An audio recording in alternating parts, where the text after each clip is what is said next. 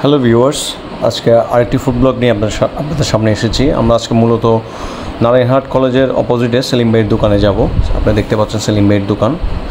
সেলিম ভাইয়ের দোকানে কী কী আছে দেখাবো, সাথে আমরা কী কী খেয়েছি তা দেখাবো। সেলিম ভাইয়ের দোকানে আমরা গিয়ে দেখলাম কলমি শাক আছে, তারপর দেশি মুরগি আছে, সাগরের ফাঙ্গাস মাছ আছে, চনার ডাল আছে এবং লাউ রান্না করেছিল, লাউ আছে।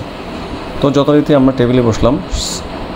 সালাদ দেওয়া হয়েছে, সাথে টেবিলে সব ধরনের আইটেম দেওয়া হয়েছে, আপনারা দেখতে পাচ্ছেন। সর্বপ্রথম আমি কলমি শাক দিয়ে শুরু করেছিলাম, তারপর সবজি নিয়েছিলাম এবং আমি মাছ আমি নিয়েছিলাম চিকেন জাল ফ্রাইটা। খুবই মজা ছিল, বিশেষ করে দেশি মুরগি, অনেক সুস্বাদু ছিল, অনেক স্পাইস ছিল। তারপর যথারীতি আমরা সুইচ গেট এলাকায় গিয়েছিলাম। ওখানে দেখলাম একটা লোক জাল মারতেছে। তো আমার চাচা হোসেন চৌধুরী, উনি শখ করে জাল মারলো।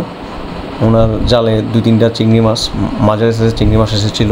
এবং আমরা সুইচ গেট এলাকায় গরুর দুধের চা খেয়ে আমাদের আজকের ফুড ব্লগ এখানেই শেষ। ধন্যবাদ।